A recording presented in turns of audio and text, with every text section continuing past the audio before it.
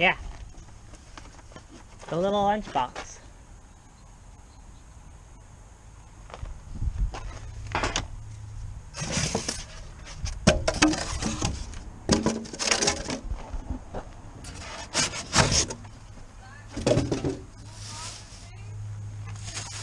Yeah.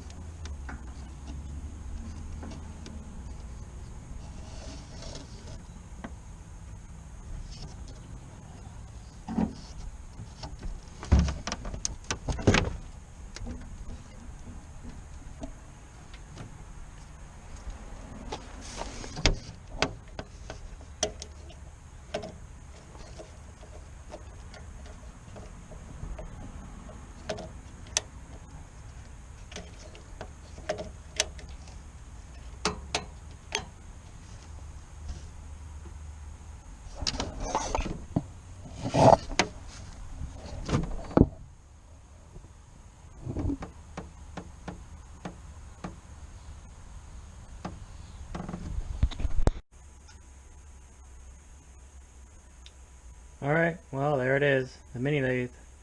I picked one up, don't know why, but I think we can have some fun with it. I'm going to go through a couple of things on it that I've found. It's fresh out of the box. This is it bolted down to the bench. I don't know anything about mini lathes or machining for that matter. I'm not even a hobbyist. I'm just a mechanic who thinks he can do something with one of these.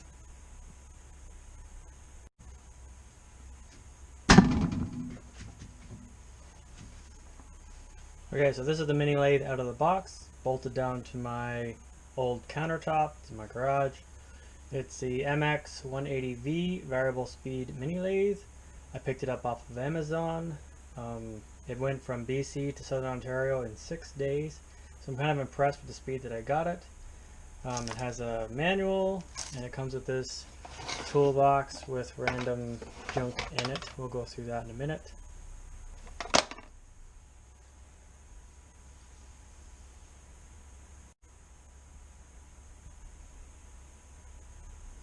Alright, so it comes with some really cheap, crappy wrenches, Allen keys, the dead center, chuck tool, two handles for your knobs, two screwdrivers, a little oil bottle, and the external jaws for the 3-jaw chuck.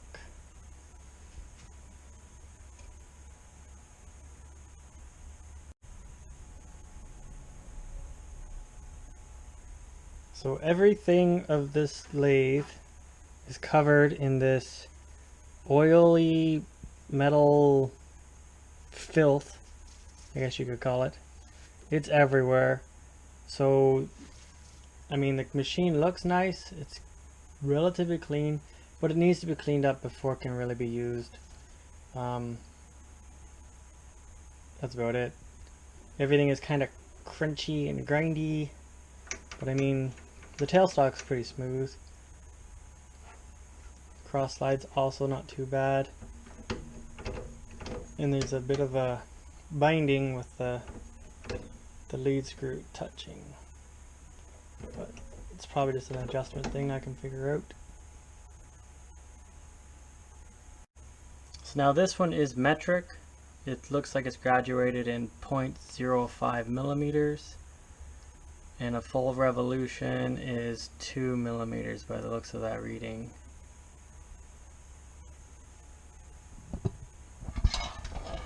The tailstock is also in millimeters.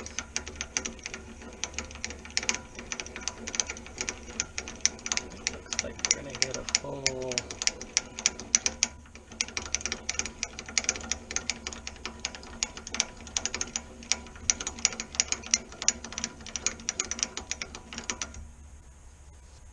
50 millimeters marked anyway. And the hand wheel is also a metric, 0.05 millimeters, and 1 revolution is 1 millimeter.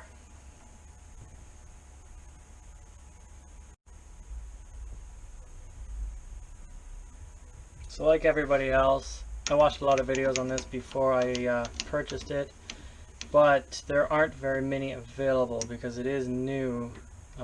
February of 2020, I believe. So the one video that I watched, inside here, the hole was not threaded properly. Mine luckily is. So there's no binding on the tailstock. It locks. It does what it's supposed to do. And the keyway is tapered, or cut, I guess, far enough to eject the light, or the dead center.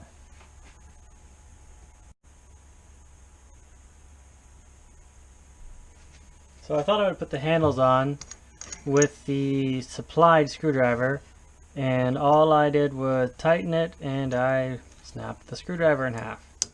So as you can see, don't buy this thing because it comes with screwdrivers. I bought it because it comes with metal change gears. The only reason why I bought this one was because the cheapest one out there that I seen on this old Tony's channel, he has plastic gears, which made it a lot cheaper.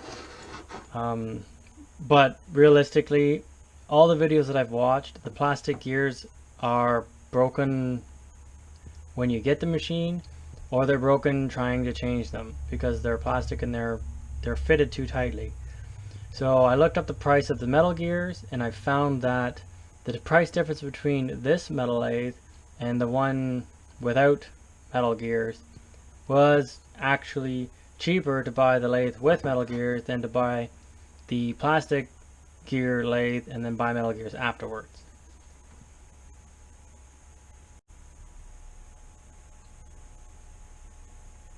I also bought this lathe because it's the newer version. It comes with a brushless motor. I don't know why. I figured that maybe that's a good thing.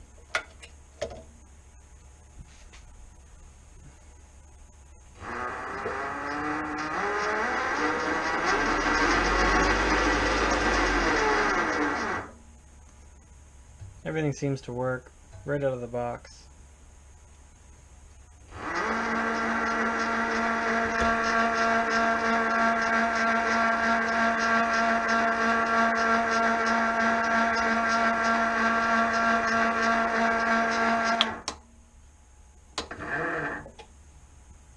Apparently it doesn't like that.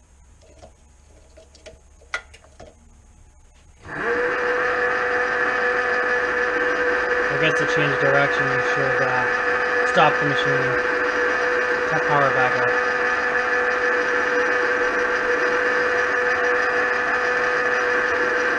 But it does work.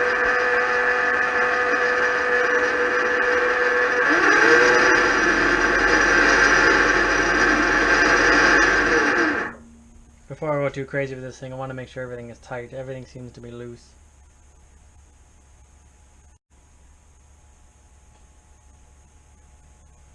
Come around the other side, got a little cover. Where your change gears are.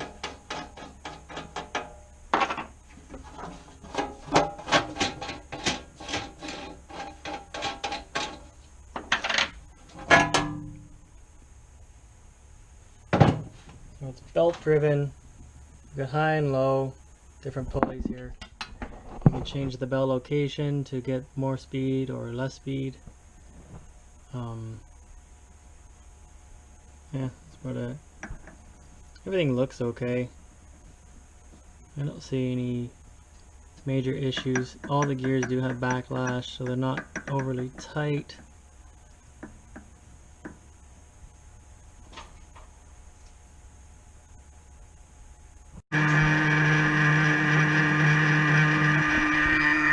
Might be a little bit of wobble.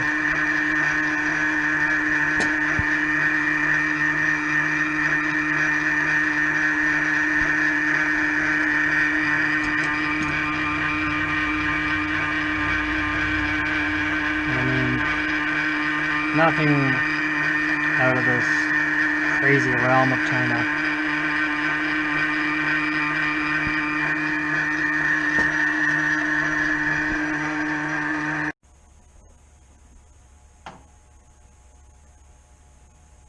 It says here on the chart that you can cut all kinds of different threads. I'll try to figure that out. Worst case scenario, I will have taps and dies. Now, my channel is primarily an airsoft channel because I like to do airsoft stuff. But I bought this to kind of combine my hobbies of tinkering and working on things and making parts for airsoft. So hopefully I get a couple videos in here. I'll add a playlist of machining videos to my channel, and I'm hoping to make some flash hiders. Maybe an airsoft grenade, flashbang style type thing. I don't know.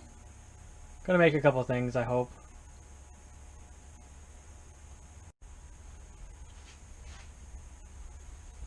So I'm gonna start tearing this thing down, clean it all up. As you can see, it's a little chewy. But I mean, like I said, it's from China. They save some money on not cleaning it up 100%. And then they grease it for shipping so it doesn't rust. I'll put a link in the description below, this exact model. As you can see there now, I've got the carriage slide, or sorry, compound, whatever, that piece. I've got it off. You can see the machining's grime and filth. Everything is dirty, but I did notice in some videos when they take these things apart, they show these gibs are not drilled properly. But as you can see with this model, the gibs are actually all lined up. The holes match up with the adjustments. So that's one bonus so far. That is actually taken a little more care in their milling and drilling operation.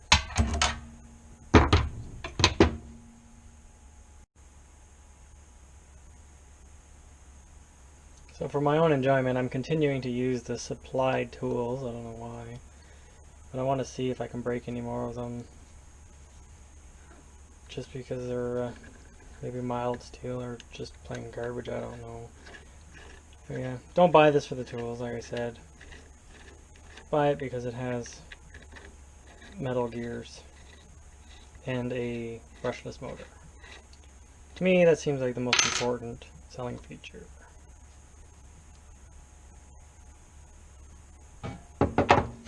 It's got a little, yep, I saw that in a video too. So it's got a little scale there. There's no indicator, and it's not glued down. That's fine. I'll glue it down or fix it up, put an indicator on. Actually, it's not even glued at all, it's just dropped in there. Huh. Anyway, like I said, I'll probably be sharpening pencils or something with this thing anyways, because I'm not a machinist. I'm a nobody, but I'm gonna have some fun with it.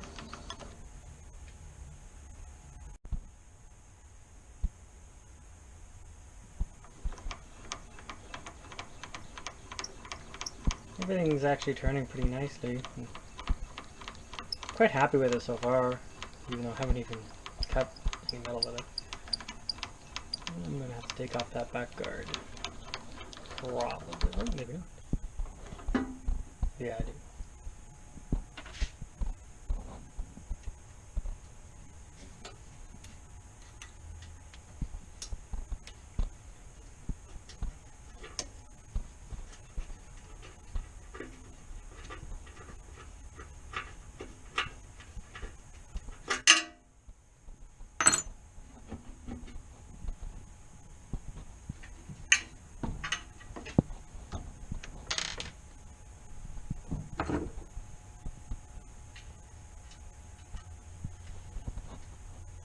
Like I said, I took this old Tony's advice. First thing I did was bolt this thing down. It really badly needed to be bolted down. Oh, that was easy. And as you can see, right there, I just noticed this bolt is incredibly crooked. So, that hole's probably buggered. But, I'll get into that.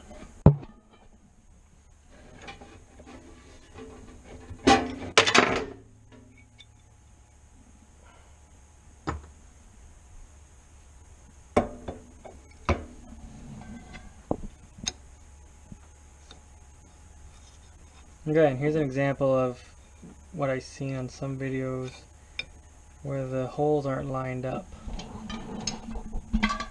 So that one looks like it's off a bit, and this one's probably off a bit too. There's only one of them that's actually lined up. It's not the end of the world. That looks kind of bent too. Yeah, so not the best in the world, but I mean, it wasn't that expensive. This one was $1,100 Canadian, which is like 50 bucks American. I don't know, it's cheap.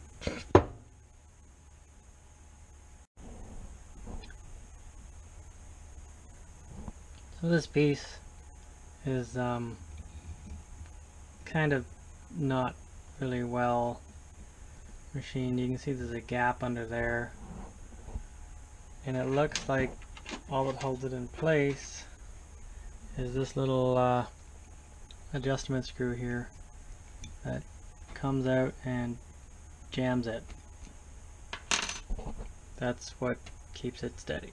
So probably change that eventually.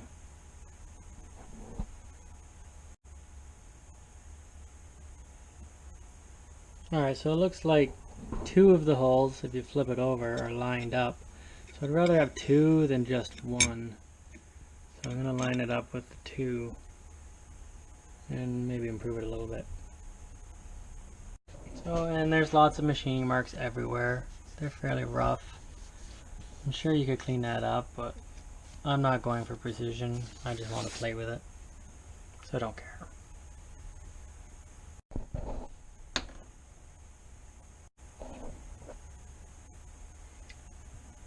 And again, none of the supplied wrenches are the right size. So if you don't have any tools, I would recommend owning some, because you just need them. It's just how it is.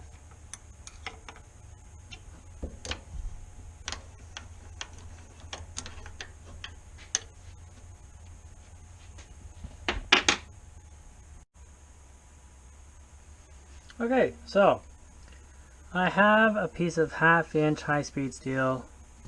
It's for a different lathe that I bought that I didn't keep. It's a long story. I don't want to talk about it. And then I wound up grinding it to low, but it's going to be good enough to try cutting some stuff.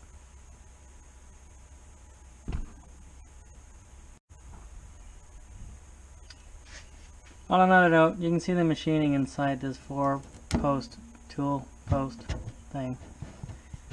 Isn't very good. Like, you can get a 1/2" piece in there, but I can't get it up any higher now.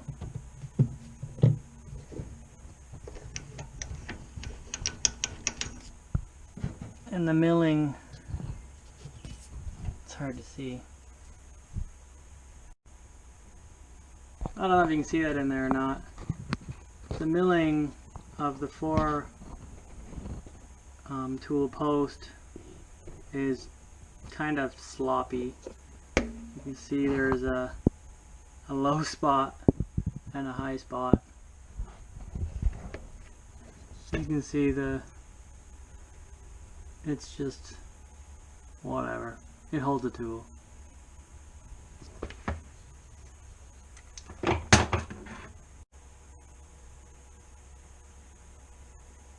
Okay, so I've obviously already turned this on. I tried it a couple times with all the chipping that you can see floating around here. But I'm going to go through some materials just to, I guess, show you that it can cut a variety of things that I have kicking around here. This is a piece of hardwood that I had in the shop. And let's see.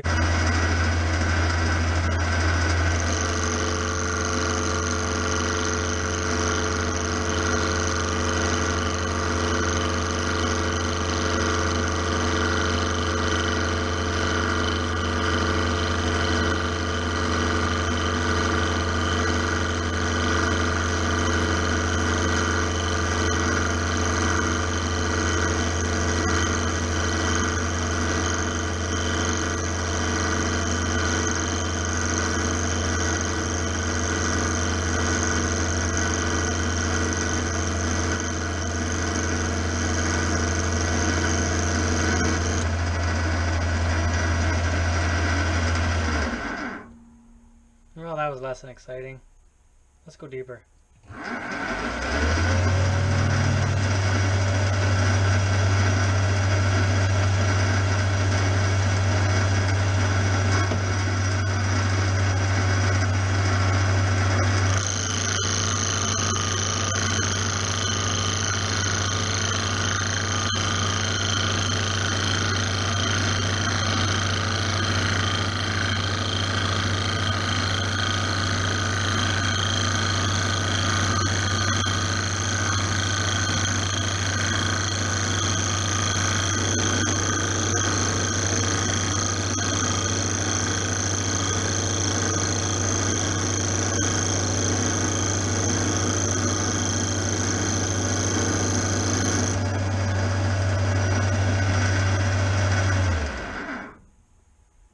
We're kind of turning a square thing into a round thing.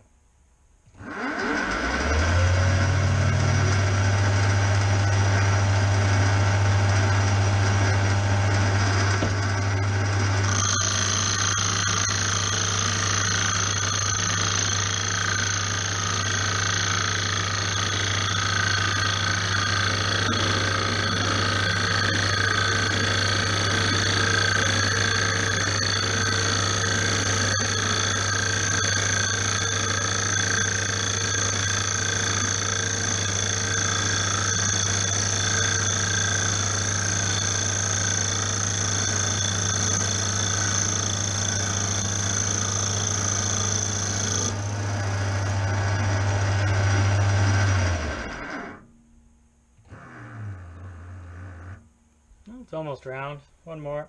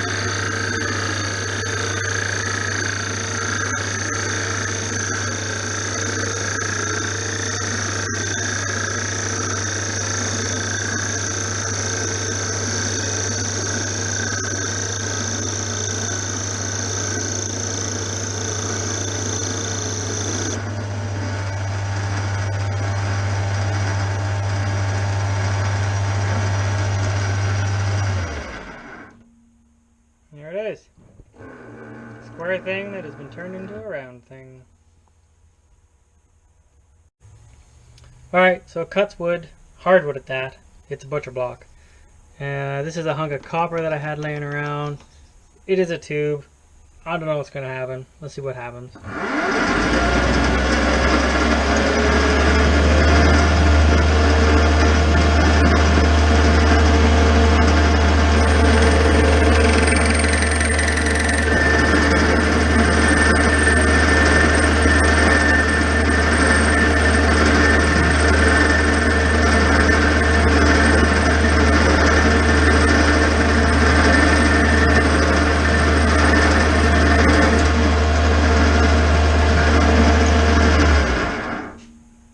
Well, I guess it wasn't very round, but it's a piece of copper tube. Let's see what happens. It's still very thick.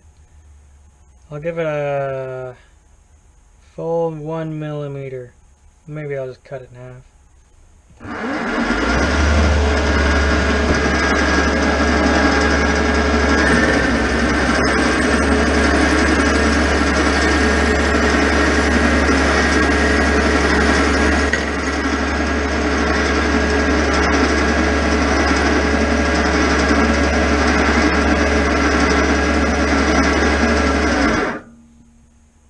That's actually kind of terrifying and hot.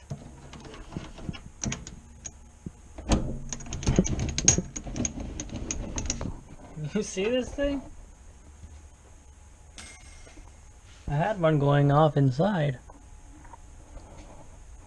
Huh. Note to self, don't ever try to machine copper, or if you do, you probably need a different kind of bit geometry. I don't know. That was interesting. It actually has a really nice finish. Not that I would know. I'm not a machinist. Okay, so it cuts wood. It cuts copper. Now this is a chunk of brass. It obviously cuts it. You can see that I've already been playing around with it. This first step here is 21.5 millimeters or so. It will fit into the throat of the chuck. The second land ridge step is 25. It will not fit 25 millimeters into the throat of the chuck. So if you have work pieces bigger than that, you're only going to be grabbing onto it here with this about an inch worth of jaw clamping.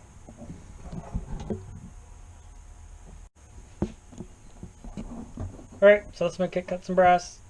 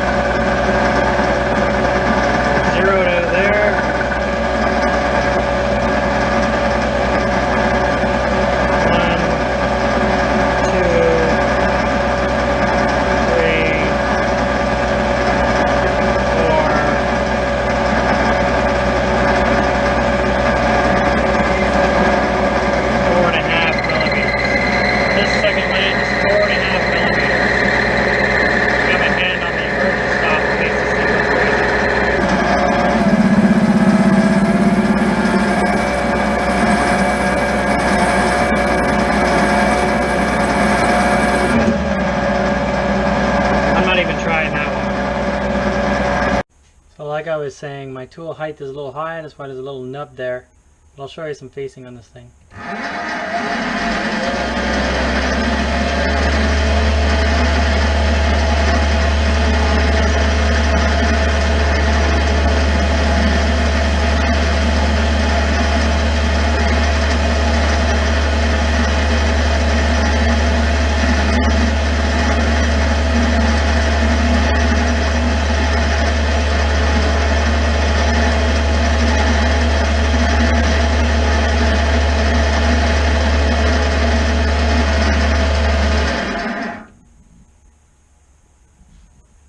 My tool geometry sucks.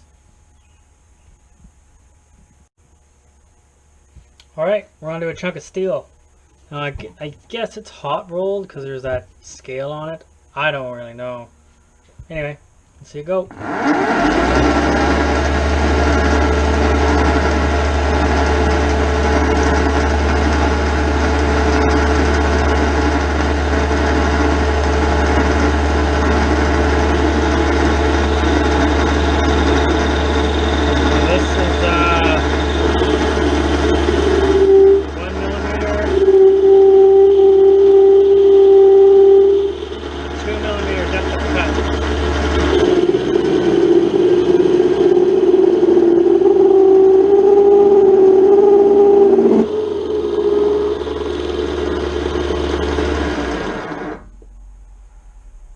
That seems like a pretty heavy cut. I don't really know.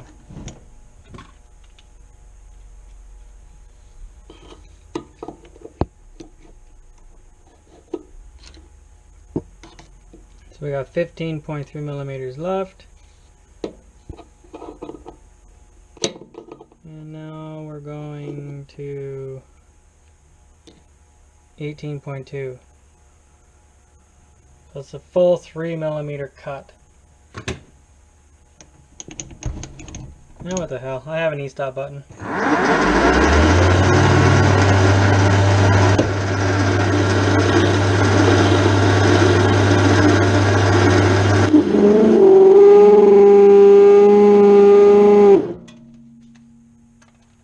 Didn't like that. But it was powering through it. It's also probably my tool geometry. It's my first time ever cutting a tool. So, it's probably my fault.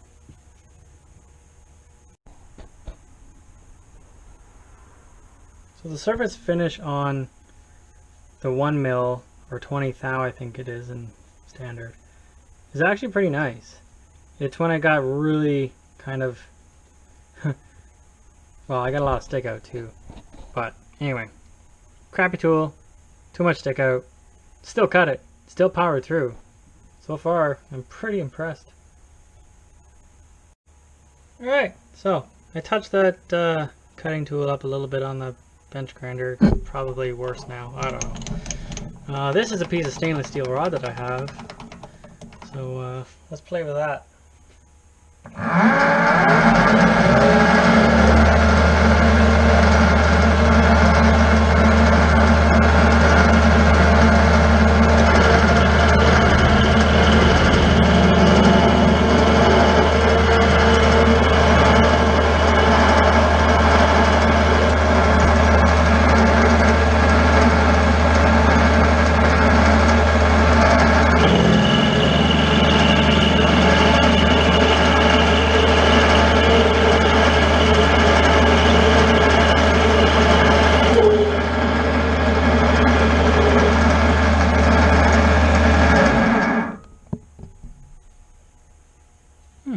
It's almost as terrifying as copper.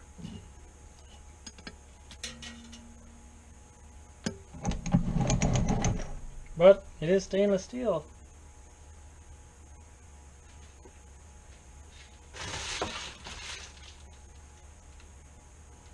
Or at least I think it's stainless steel. It's not magnetic. Well, it is like slightly magnetic. Right on the end there I can get a magnet to stick to it. But not so much anywhere else. So it could be some form of stainless. Scary chips. you needed some razor wire for your backyard, that would be a good deterrent for squirrels.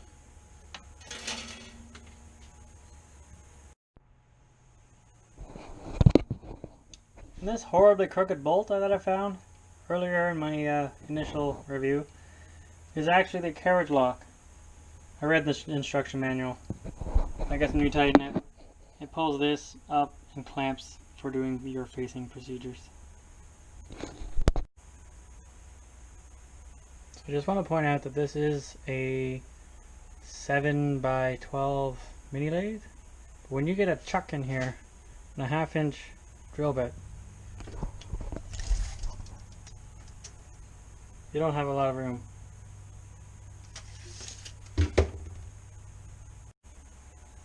So don't forget, like I did, you're going to need proper cutters. This set's on Amazon, I think it was 80 bucks. Blanks are cheaper, but you do have to grind them yourself, and I don't know how to do it that well, as you can see from all my cutting. Comes with this. You're going to want that drill chuck and a live center for turning between centers.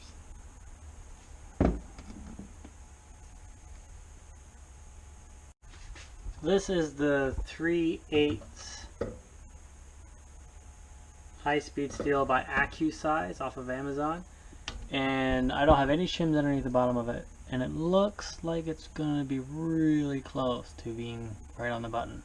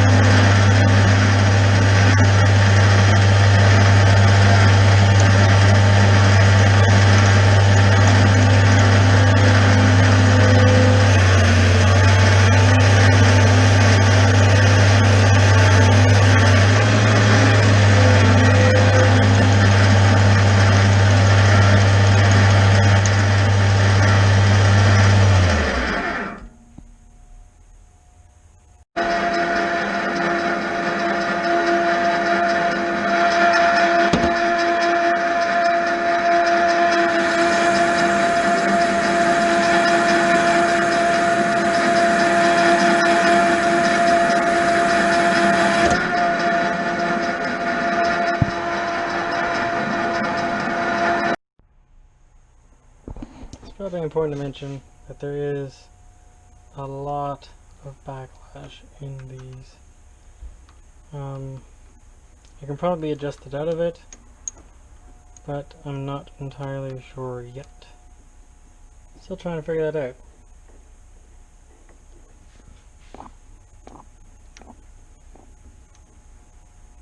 Not so much there.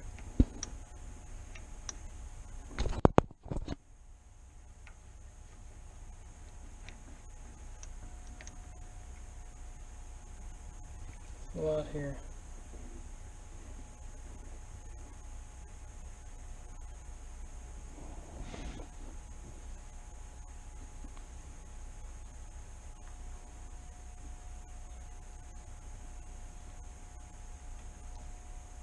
It's almost a full million, 1.5 millimeters of backlash.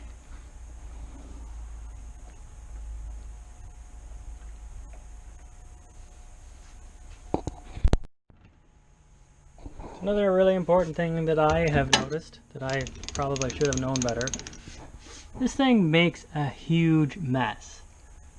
I don't recommend bolting it down in your living room, basement, or anywhere where you don't want to get stuff stuck in your feet or anywhere else.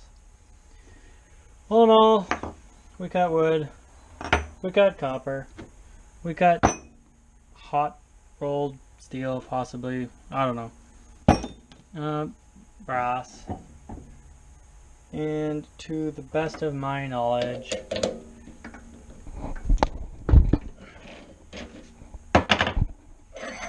some kind of stainless steel.